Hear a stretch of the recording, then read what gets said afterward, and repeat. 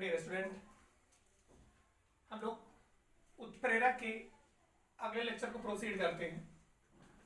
हम लोगों ने इससे पहले उत्प्रेरक क्या होता है, उत्प्रेरक के कौन कौन से प्रकार होते हैं, ठीक है, डिफरेंट टाइप के जो क्लासिफिकेशन किए गए हैं उत्प्रेरक के कैटलिस्ट के, वो हम लोगों ने पढ़ लिया था। ठीक है, जैसे एक बार मैं फिर से आपको बता दूं, उत्प्रेरक क्या होता है। ठीक है, समांगी उत्प्रेरक, विषमांगी उत्प्रेरक, धनात्मक उत्प्रेरक, ऋणात्मक उत्प्रेरक, उत्प्रेरक वर्धक, उत्प्रेरक विष, प्रेरित उत्प्रेरक, इतने सारे टॉपिक्स हम लोगों ने पहले डिस्कस कर रखा है। ठीक है, और एक बात और मैंने बता दिया था कि उत्प्रेरक कैसे काम करता है। ठीक है, उत्प्रेरक का अधिशोषण सिद्धांत आप यह समझ लीजिए। ठीक है, क्या है ये, हमने आपको बताया था कि उत्प्रेरक जब अपने छोटे आकार में होता है, छोटे छोटे पार्ट में होता है, आपके कोलाइडल स्टेट में होता है, 1 नैनोमीटर से 100 नैनोमीटर के बीच में होता है, तब इसका काम जो होता है वो बहुत तेज होता है। मतलब उत्प्रेरक जो होता है वो सबसे अच्छा काम तब करता है जब ये 1 नैनोमीटर से 100 नैनोमीटर के साइज का हो। ठीक है, मतलब क्या है, कोलाइडल स्टेट में हो। अच्छा, एक बात यहाँ पर और ध्यान देना है, ये क्वेश्चन कई बार पूछा जाता है कि उत्प्रेरक जो होता है वो जब छोटे आकार में होता है तो ज्यादा अच्छा काम करता है। ठीक है, मतलब कैटलिस्ट की इफिशियंसी बढ़ जाती है जब वो सूक्ष्म आकार में होता है। तो देखिए, हमने आपको ये बताया है कि उत्प्रेरक जब सूक्ष्म आकार में होगा तो क्यों इसकी एक्टिविटी बढ़ जाएगी, पहले ये ध्यान दीजिए। मान लीजिए कोई ये इतना बड़ा पार्ट है, अब उत्प्रेरक को काम क्या करना है, अपने सरफेस पे, ठीक है, दूसरे मॉलिक्यूल्स को, मींस क्या है कि जो आपके अभिकारक हैं उनको क्या करना है, एब्जॉर्ब करवाना है। ठीक है, सॉरी, एडजॉर्ब करवाना है, अधिशोषण करवाना है, इसके ऊपर एडजॉर्ब करवा के फिर कोलिजन करवाना है, कोलिजन करवा के प्रोडक्ट में कन्वर्जन करवाना है। अच्छा, यही चीज इतनी ही बड़ी अगर उसको 2 छोटे पार्ट में तोड़ दो तो इसके ऊपर जो स्पेस होता है वो क्या होता है, बढ़ जाता है। ठीक है, जैसे अगर मैं आपको बताने की कोशिश करूं, कैसे बताऊं, कुछ होना चाहिए, चलिए मैं आपको इस बोतल की मदद से समझा रहा हूं। देखिए, मान लीजिए कि ये है, ठीक है, अब अगर ये बोतल, ये मान लीजिए पूरा अगर सॉलिड होता, अगर इसको मैं यहां से काटता, तो देखिए काटता तो इतनी जगह तो और आ गई ना, इतनी जगह ऐसी आ गई कि जिस पर और मॉलिक्यूल क्या कर सकते हैं, चिपक सकते हैं। यहां तो ये देखिए जितना मॉलिक्यूल था, जितनी जगह थी उतनी जगह तो है सरफेस एरिया, लेकिन अगर यहां से काटूंगा तो ये वाला पोर्शन भी, ये एरिया बढ़ जाएगा, इधर ये भी एरिया बढ़ जाएगा। कहने का ये मतलब है कि अगर कोई बड़ा मॉलिक्यूल है, ठीक है, और उसको हम छोटे पार्ट में तोड़ेंगे तो उसका सरफेस एरिया क्या होगा, बढ़ जाएगा, और जब सरफेस एरिया बढ़ जाएगा तो आपके अभिकारक मॉलिक्यूल का अधिशोषण ज्यादा होगा, और अधिशोषण ज्यादा होगा तो प्रोडक्ट में कन्वर्जन अधिक होगा। ठीक है, तो आपको बस सिर्फ इतना बोलना है कि आपके उत्प्रेरक जब सूक्ष्म आकार में होते हैं तो उनकी एक्टिविटी ज्यादा होती है, क्योंकि जब वो सूक्ष्म आकार में होते हैं तो उनका सरफेस एरिया, पृष्ठीय क्षेत्रफल, उनके ऊपर जो जगह होती है उनका मान बढ़ जाता है। हमने आपको बताया है कि इनके ऊपर देखिए, इन्हीं के ऊपर आके मॉलिक्यूल चिपकेंगे और चिपक के क्या करेंगे, कोलिजन करेंगे, अभिकारक मॉलिक्यूल आके इन्हीं के ऊपर चिपकेंगे, चिपक के कोलिजन करेंगे, कोलिजन करके प्रोडक्ट में कन्वर्जन कर देंगे। तो ये बात आपको ध्यान देना है कि आपके कैटलिस्ट जब स्मॉल साइज में होंगे, ठीक है, तो उनकी एक्टिविटी ज्यादा होगी, क्योंकि जब वो छोटे आकार में होंगे तो छोटे आकार में होने पर उनके ऊपर पृष्ठीय क्षेत्रफल का मान बढ़ जाएगा, और पृष्ठीय क्षेत्रफल का मान जब बढ़ जाएगा तो कोलिजन ज्यादा मॉलिक्यूल करेंगे, प्रोडक्ट का कन्वर्जन ज्यादा होगा, इससे कैटलिस्ट की एक्टिविटी बढ़ गई। अब देखिए एक टॉपिक और इसमें बचा हुआ है, एंजाइम उत्प्रेरक। एंजाइम उत्प्रेरण या एंजाइम उत्प्रेरक। ठीक है, देखिए अगर आपसे पूछा जाए एंजाइम उत्प्रेरण क्या है, तो एंजाइमों द्वारा उत्प्रेरक कराने की घटना क्या कहलाएगी, एंजाइम उत्प्रेरण। लेकिन ये एंजाइम उत्प्रेरक है क्या, तो देखिए पहले तो आपको ये ध्यान देना है, हमने आपको बोला कि इस केमिस्ट्री के लेक्चर में सिर्फ आपको देखना है, इस वीडियो के नीचे मैं आपको इसका लिखा हुआ पूरा फॉर्मेट अपने ही हाथों से मैंने लिख रखा है, वो आपको प्रोवाइड करूंगा, इसको ध्यान दीजिए। एंजाइम उत्प्रेरक क्या है, एंजाइम क्या होते हैं? एंजाइम नाइट्रोजन युक्त उच्च अणुभार वाले कार्बनिक यौगिक होते हैं। कहने का मतलब क्या है? एंजाइम जो होते हैं वो कार्बनिक यौगिक होते हैं, ठीक है, कार्बनिक कंपाउंड होते हैं। कार्बनिक का मतलब ऑर्गेनिक, ठीक है, ऑर्गेनिक क्या होते हैं? कंपाउंड होते हैं। एंजाइम जो होते हैं वो ऑर्गेनिक कंपाउंड होते हैं, प्लस क्या होता है? नाइट्रोजन एडेड होता है। मतलब क्या है कि एंजाइम जो होते हैं वो नाइट्रोजन युक्त कार्बनिक यौगिक होते हैं, ठीक है, एंजाइम नाइट्रोजन युक्त कार्बनिक यौगिक होते हैं। इनका अणुभार जो होता है, मॉलिक्यूलर वेट, अणुभार वो क्या होता है? हाई होता है। उच्च अणुभार वाले, अब देखिए पूरी डेफिनेशन, एंजाइम उच्च अणुभार वाले नाइट्रोजन युक्त कार्बनिक यौगिक होते हैं, ठीक है। एंजाइम क्या होते हैं? उच्च अणुभार वाले नाइट्रोजन युक्त कार्बनिक यौगिक होते हैं। एंजाइम उच्च अणुभार वाले नाइट्रोजन युक्त कार्बनिक यौगिक होते हैं, ठीक है। अब एंजाइम का उत्प्रेरक क्या है? तो देखिए एंजाइमों द्वारा उत्प्रेरण, ठीक है, एंजाइमों द्वारा उत्प्रेरण एंजाइम उत्प्रेरण कहलाता है। और जब एंजाइम किसी रासायनिक अभिक्रिया की गति को परिवर्तित कर देता है तो ऐसे एंजाइम को एंजाइम उत्प्रेरक कहते हैं, ठीक है। अब देखिए पहले इतनी चीजें मैं आपको एक साथ पहले कनेक्ट कराऊंगा, लेकिन पहले आप एक एक पार्ट समझिए, ठीक है। एंजाइम का मतलब क्या है? नाइट्रोजन युक्त उच्च अणुभार वाला कार्बनिक यौगिक, ठीक है। उच्च अणुभार वाला नाइट्रोजन युक्त कार्बनिक यौगिक क्या कहलाता है? एंजाइम। उत्प्रेरक क्या होता है? ऐसा पदार्थ जो रासायनिक अभिक्रिया की गति को परिवर्तित कर दे, रासायनिक अभिक्रिया की दर को परिवर्तित कर दे, रासायनिक अभिक्रिया की वेग को परिवर्तित कर दे। तो देखिए उच्च अणुभार वाला नाइट्रोजन युक्त कार्बनिक यौगिक जो रासायनिक अभिक्रिया की गति को परिवर्तित कर देता है, एंजाइम उत्प्रेरक कहलाता है। चलिए अब देखिए इसमें थोड़ा सा और बता रहे हैं, एंजाइम उत्प्रेरक और थोड़ा सा बता रहे हैं डिटेल में, जैसे बुक में आपके रिप्रेजेंट रहता है, आपको बुक स्लैंग में चाहिए तो वो देखिए, ठीक है।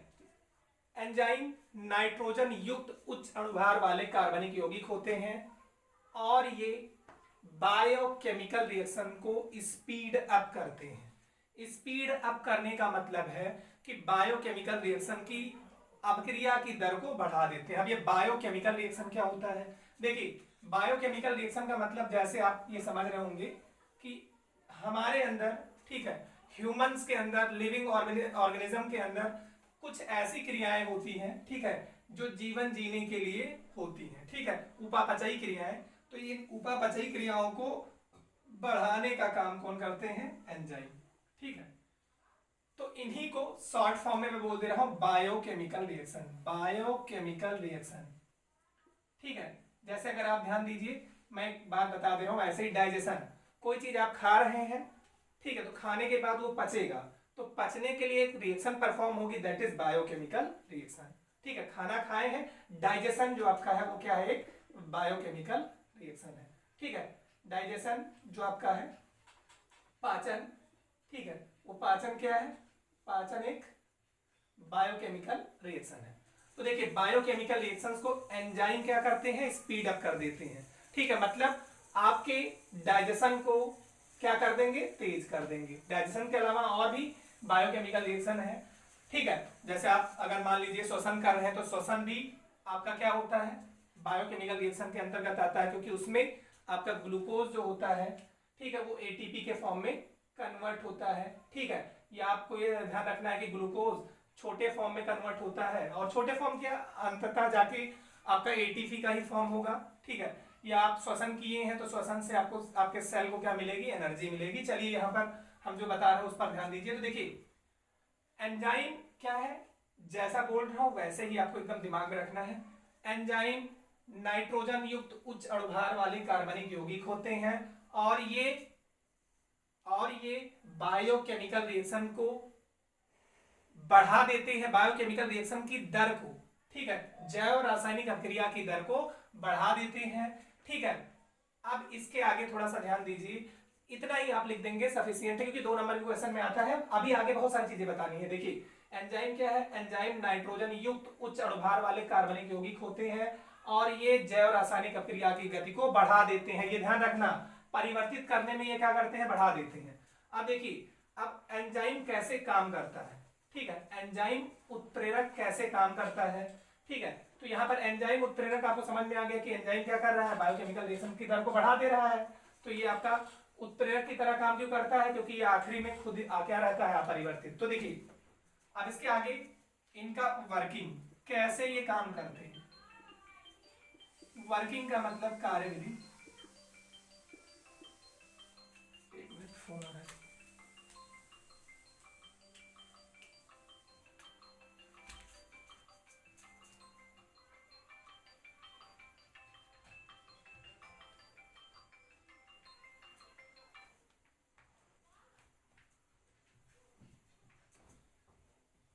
पता नहीं कौन है।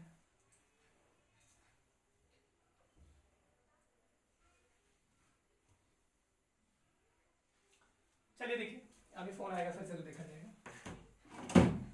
कार्यविधि देखते हैं। तो देखिए इनकी वर्किंग के लिए जो सबसे फेमस थ्योरी है वो है की एंड लॉग थ्योरी। देखिए की एंड लॉग थ्योरी का मतलब है, की का मतलब चाबी, लॉग का मतलब ताला, ताला कुंजी का सिद्धांत, ठीक है। आपके एंजाइम उत्प्रेरक का जो सबसे बेस्ट, ठीक है,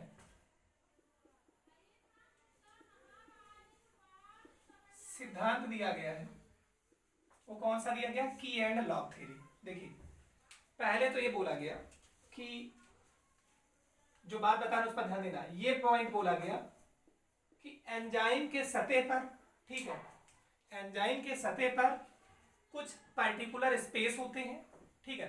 एंजाइम की सतह पर जैसे मैं अपना हाथ बता रहा हूं, देखिए ये एंजाइम का सतह है, ठीक है, एंजाइम है, इसके सरफेस पर कुछ स्लॉट्स होते हैं, ये स्लॉट्स मान लीजिए हैं, ठीक है, जहां पर क्या होता है, हमारा अभिकारक जाके जुड़ जाता है। एंजाइम की सतह पर कुछ पर्टिकुलर स्लॉट्स होते हैं, ठीक है, उन स्लॉट से हमारा सबस्ट्रेट बोलिए या क्या बोलिए अभिकारक जाके जुड़ जाता है, और जोड़ने के बाद एंजाइम सबस्ट्रेट कॉम्प्लेक्स बना लेता है, और थोड़ी देर बाद एंजाइम सबस्ट्रेट को प्रोडक्ट में कन्वर्ट कर देता है और खुद अपरिवर्तित रहता है। ये हमारा क्या है, की एंड लॉग थ्योरी। तो देखिए कैसे एंजाइम, देखिए ये अपना मान लीजिए हम आपको बता रहे हैं ये क्या है, एंजाइम, ठीक है, ये है एंजाइम, और ये है हमारा सबस्ट्रेट, ठीक है। और एंजाइम सबस्ट्रेट के साथ, ठीक है, सबस्ट्रेट के साथ क्या होता है, ज्वाइन हो जाता है, ठीक है, ये सिद्धांत की ये थ्योरी दी गई है। एंजाइम सबस्ट्रेट के साथ क्या हो जाएगा, ज्वाइन हो जाएगा, ठीक है, और ज्वाइन होके क्या बना लेगा, एंजाइम सबस्ट्रेट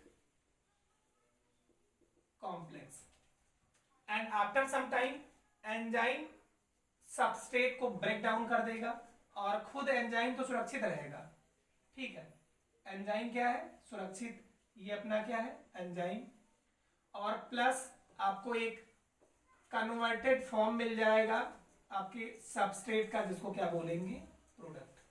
यही अपना क्या है, यही है की एंड लॉग थ्योरी। क्या है, एंजाइम सबस्ट्रेट के साथ, देखिए एंजाइम के सतह पर कुछ स्लॉट्स होते हैं जिन्हें क्या बोलते हैं, इन स्लॉट्स को क्या बोला जाता है, सक्रिय सतह या सक्रिय स्थान, एक्टिव साइट, ठीक है, एक्टिव साइट। एक्टिव साइट का मतलब है एक ऐसा जगह जहां पर सबस्ट्रेट जाके आसानी से जुड़ सके, किसके साथ, एंजाइम के साथ। एंजाइम के सतह पर एक ऐसा स्थान जहां पर आपका सबस्ट्रेट मतलब अभिकारक जाके आसानी से जुड़ जाता है, उस स्थान को क्या बोलते हैं, सक्रिय स्थान, सक्रिय केंद्र, एक्टिव साइट। तो देखिए क्या है, आपके एंजाइम के सतह पर कुछ एक्टिव साइट्स होते हैं और उन एक्टिव साइट से सबस्ट्रेट जुड़ के एंजाइम सबस्ट्रेट कॉम्प्लेक्स बना लेता है और तत्पश्चात एंजाइम सबस्ट्रेट को प्रोडक्ट में कन्वर्ट कर देता है और खुद अपरिवर्तित रहता है। ये हमारा क्या है, की एंड लॉग थ्योरी किसका, एंजाइम उत्प्रेरक का। तो फिर से देखिए एंजाइम क्या है, एंजाइम नाइट्रोजन युक्त उच्च अणुभार वाले कार्बनिक यौगिक होते हैं, नाइट्रोजन युक्त उच्च अणुभार वाले जटिल कार्बनिक यौगिक होते हैं, ठीक है। और ये बायोकेमिकल रिएक्शन की दर को, जैव रासायनिक अभिक्रिया की दर को बढ़ा देते हैं, ठीक है। इनका सिद्धांत क्या है, एंजाइम उत्प्रेरण का सिद्धांत की एंड लॉग थ्योरी के द्वारा दिया गया है। इनकी वर्किंग कैसे ये काम करते हैं, क्या है, एंजाइम के सतह पर एक्टिव स्लॉट्स होते हैं, जिन एक्टिव स्लॉट से हमारा अभिकारक जाके जुड़ जाता है और जुड़ के एंजाइम सबस्ट्रेट कॉम्प्लेक्स बनाता है, ठीक है। और तत्पश्चात एंजाइम सबस्ट्रेट को प्रोडक्ट में कन्वर्ट कर देता है और खुद अपरिवर्तित रहता है। ये हमारा क्या हो गया, एंजाइम उत्प्रेरक की क्रियाविधि। अब देखिए इसके आगे आपको थोड़ा सा और ध्यान देना है कि ये कैरेक्टरिस्टिक्स में कैसे होते हैं। तो देखिए पहली चीज लक्षण, किसके लक्षण, एंजाइम उत्प्रेरण के लक्षण। तो पहले तो ये ध्यान देना है कि एंजाइम उत्प्रेरण कैसे, एंजाइम होते क्या है। तो आपको पहला पॉइंट ये ध्यान देना है कि एंजाइम जो होता है ये नाइट्रोजन युक्त, ठीक है, नाइट्रोजन युक्त, नाइट्रोजन कंटेन्स करते हैं और इनका हाई मॉलिक्यूलर वेट होता है और क्या होते हैं, कॉम्प्लेक्स ऑर्गेनिक कंपाउंड। देखिए सिर्फ आपको सुनना है, आप ध्यान से सुनिए, नोट डाउन नहीं करना है। नाइट्रोजन युक्त उच्च अणुभार वाले जटिल कार्बनिक यौगिक होते हैं। पहला तो इनका काम लक्षण ये हुआ, क्या लक्षण है कि आपके एंजाइम जो होते हैं वो नाइट्रोजन युक्त उच्च अणुभार वाले जटिल कार्बनिक यौगिक होते हैं। दूसरा पॉइंट हम आपको बता रहे हैं, एंजाइम की स्मॉल अमाउंट जो होती है, ठीक है, small amount sufficient for the speed upping the biochemical reaction। कहने का ये मतलब है कि एंजाइम का थोड़ा सा ही पार्ट, एंजाइम का थोड़ा सा ही पार्ट बायोकेमिकल रिएक्शन को बढ़ाने के लिए पर्याप्त होता है। जैसे आपको हम बताएं कि आपको मान लीजिए डाइजेशन की थोड़ी सी दिक्कत है, आप इनो पी रहे हैं, तो इनो में एंजाइम है, ठीक है, इनो में एंजाइम है, तो आप ये काम नहीं करेंगे कि आप ढेर सारा इनो पिएंगे, थोड़ा सा इनो पिएंगे, आपके डाइजेशन का काम शुरू हो जाता है सिर्फ 6 सेकंड में। इनो काम शुरू करे सिर्फ 6 सेकंड में। तो देखिए मतलब आपको ये ध्यान रखना है कि स्मॉल अमाउंट ही जो आपके एंजाइम का होता है वो सफिशियंट होता है आपके बायोकेमिकल रिएक्शन को बढ़ाने के लिए। पहला देखिए उच्च अणुभार वाले नाइट्रोजन युक्त जटिल कार्बनिक यौगिक है कौन सा, एंजाइम। एंजाइम की थोड़ी सी मात्रा जैव रासायनिक अभिक्रिया को परिवर्तित करने के लिए, बढ़ाने के लिए सफिशियंट होती है। तीसरी बात ध्यान दीजिए कि आपका जो एंजाइम होता है वो कभी उत्क्रमणीय अभिक्रिया के साम्यावस्था को परिवर्तित नहीं करता है, ठीक है, परिवर्तित नहीं करता है, किसको, साम्यावस्था को, ठीक है, साम्यावस्था को कभी ये परिवर्तित नहीं करता है। एंजाइम जो होता है वो जैव रासायनिक अभिक्रिया को, बायोकेमिकल रिएक्शन को, अगर वो उत्क्रमणीय है तो उसको परिवर्तित नहीं करेगा। चौथा पॉइंट आप देखिए, ठीक है, चौथा पॉइंट आपका ये है कि एंजाइम जो होती है इनकी क्रिया क्या होती है, स्पेसिफिक, ठीक है, स्पेसिफिक अति विशिष्ट होती है। अति विशिष्ट का क्या मतलब है आपको बता रहे, ध्यान दीजिएगा, ठीक है। अति विशिष्ट का होने का ये मतलब है कि जैसे जैव रासायनिक अभिक्रिया है, बायोकेमिकल रिएक्शन है, अब जैसे हम आपको बता रहे हैं कि मान लीजिए आपको कार्बोहाइड्रेट को, ठीक है, कार्बोहाइड्रेट को डाइजेस्ट कराना है, ठीक है, कार्बोहाइड्रेट को आपको ग्लूकोज में कन्वर्ट करना है, तो अब इसके लिए अगर आप ध्यान दीजिए, थोड़ा बहुत भी बायोतंत्र में पढ़े हुए होंगे, तो हमारे टाइलिन जो हमारे लार में पाया जाता है, ठीक है, वो आपके मान लीजिए यहाँ कार्बोहाइड्रेट में सुक्रोज है, ठीक है, सुक्रोज है C12H22O11, ठीक है, तो ये क्या करेगा, जल के साथ क्या बना देगा, ग्लूकोज बना देगा और फ्रक्टोज बना देगा। तो थोड़ा सा ध्यान दीजिए, कहने का ये मतलब है कि कार्बोहाइड्रेट को ग्लूकोज और फ्रक्टोज में कन्वर्ट करना है तो कौन सा एंजाइम आएगा, टाइलिन। दूसरा एंजाइम नहीं कि पेप्सिन ले लेंगे कार्बोहाइड्रेट को ग्लूकोज फ्रक्टोज में कन्वर्ट कर देगा, नहीं। तो आपको यह ध्यान देना है कि मतलब जो आपका जैव रासायनिक अभिक्रिया है उसके हर एक स्टेप पे अलग अलग एंजाइम यूज होगा।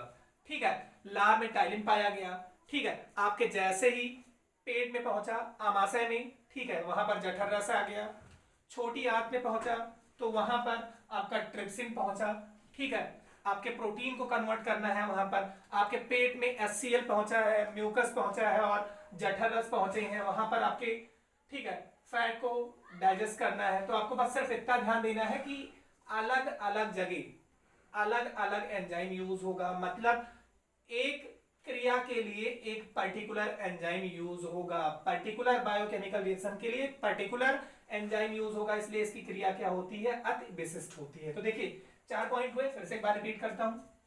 लक्षण क्या है एंजाइम के, एंजाइम उत्प्रेरण के, नाइट्रोजन युक्त जटिल कार्बनिक यौगिक होते हैं, इनका अणुभार उच्च होता है, इसकी छोटी सी अमाउंट ही बायोकेमिकल रिएक्शन को स्पीड अप करने के लिए सफिशिएंट होती है, कभी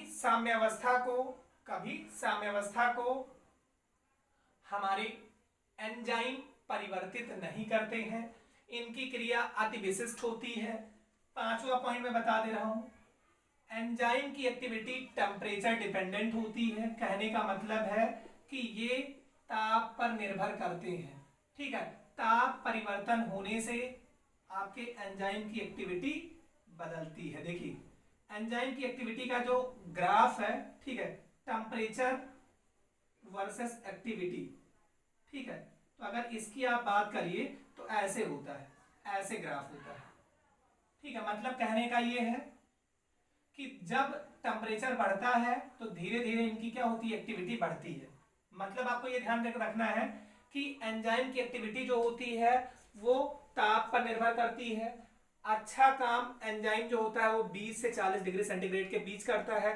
सबसे बढ़िया ऑप्टिमम वर्क जो करता है वो बॉडी टेम्परेचर पर करता है। ह्यूमन के लिए ह्यूमन के बॉडी टेम्परेचर पर आपके एंजाइम जो होते हैं वो बेस्ट वर्क करते हैं, अबाउट टू 37 डिग्री सेंटीग्रेड, ठीक है। लेकिन आपको ये ध्यान देना है 70 डिग्री सेंटीग्रेड पे एंजाइम जो होते हैं वो डीनेचुरेटेड हो जाते हैं, तो जब खुद ही टूट जाएंगे तो काम क्या करेंगे, मतलब क्या है, एंजाइम की जो क्रिया होती है वो ताप पर निर्भर करती है और एंजाइम उत्प्रेरण सबसे बढ़िया मनुष्य के शरीर ताप पर करते हैं।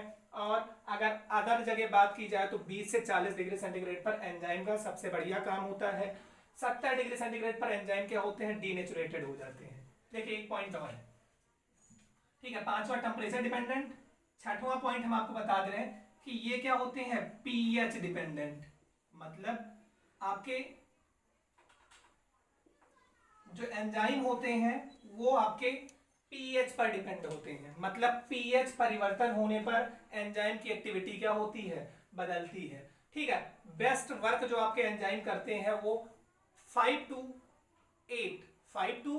8 पीएच पर वर्क बढ़िया करते हैं। लेकिन कुछ ऐसे भी एंजाइम हैं, ठीक है, वो 1.5 के अप्रोक्सीमेटली पर काम बढ़िया करते हैं। आपके HCl पेट में जब पहुंच जाता है तो वहां पर पीएच बहुत ज्यादा हो जाता है, 1.5 के करीब हो जाता है, मतलब हाईली एसिडिक हो जाता है। पीएच कम होता है लेकिन एसिडिक बहुत ज्यादा हो जाता है, 5 से 8 के बीच का पीएच नहीं है। और फिर वहां पर आपका जिस एंजाइम के द्वारा डाइजेशन होता है वो बहुत ही लो पीएच पर काम करता है। तो कुछ ऐसे एक्सेप्शंस हैं जो कम पीएच पर भी बहुत बढ़िया काम करते हैं, लेकिन जनरली जो होता है वो बेस्ट पीएच 5 to 8 होता है, जिनके एंजाइम क्या होते हैं, बढ़िया काम करते हैं। तो पीएच परिवर्तन पर एंजाइम की एक्टिविटी क्या होती है, परिवर्तित होती है। तो फिर से एक बार मैं बता रहा हूं, पूरी चीज थोड़ा सा ही पॉइंट है, आपको 10 मिनट के अंदर याद कर सकते हैं।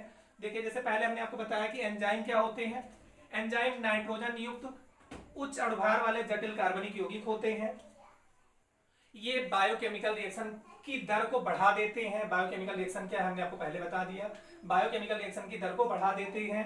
अब एंजाइम के उत्प्रेरक का सिद्धांत क्या है, की एंड लॉग थ्योरी, ताला और कुंजी का सिद्धांत, ठीक है। एंजाइम के सतह पर कुछ एक्टिव स्लॉट्स होते हैं जिनमें ये सबस्ट्रेट को, ठीक है, फंसा लेते हैं और एंजाइम सबस्ट्रेट कॉम्प्लेक्स का फॉर्मेशन करते हैं। तत्पश्चात सबस्ट्रेट का कन्वर्जन प्रोडक्ट में कर देते हैं और एंजाइम सुरक्षित रहता है। ठीक है, इस क्रिया द्वारा एंजाइम सबस्ट्रेट को प्रोडक्ट में कन्वर्ट कर देता है। अब एंजाइम के लक्षण क्या है? एंजाइम के लक्षण क्या है? एंजाइम नाइट्रोजन युक्त उच्च अणुभार वाले जटिल कार्बनिक यौगिक होते हैं। इनकी छोटी सी ही मात्रा बायोकेमिकल रिएक्शन को परिवर्तित करने के लिए या बढ़ाने के लिए पर्याप्त होती है। एंजाइम कभी साम्यावस्था को परिवर्तित नहीं करता है। इनकी क्रिया अति विशिष्ट होती है। ताप परिवर्तन से एंजाइम की एक्टिविटी इफेक्टेड होती है, बदलती है। सबसे बढ़िया काम ये बॉडी टेम्परेचर पर करते हैं। ह्यूमन के लिए जनरली 20 से 40 डिग्री सेंटीग्रेड पर काम करते हैं बढ़िया, और 70 डिग्री सेंटीग्रेड पर ये डीनेचुरेटेड हो जाते हैं। पीएच परिवर्तन से एंजाइम की एक्टिविटी बदलती है। ठीक है, 5 to 8 पीएच पर आपके एंजाइम बढ़िया काम करते हैं। कुछ पीएच है जो लो पीएच, कुछ एंजाइम ऐसे हैं जो लो पीएच पे भी काम करते हैं, लेकिन बढ़िया काम अधिकतर एंजाइम 5 to 8 पीएच पर करते हैं। ठीक है, ये टॉपिक ओवर हुआ। Thank you.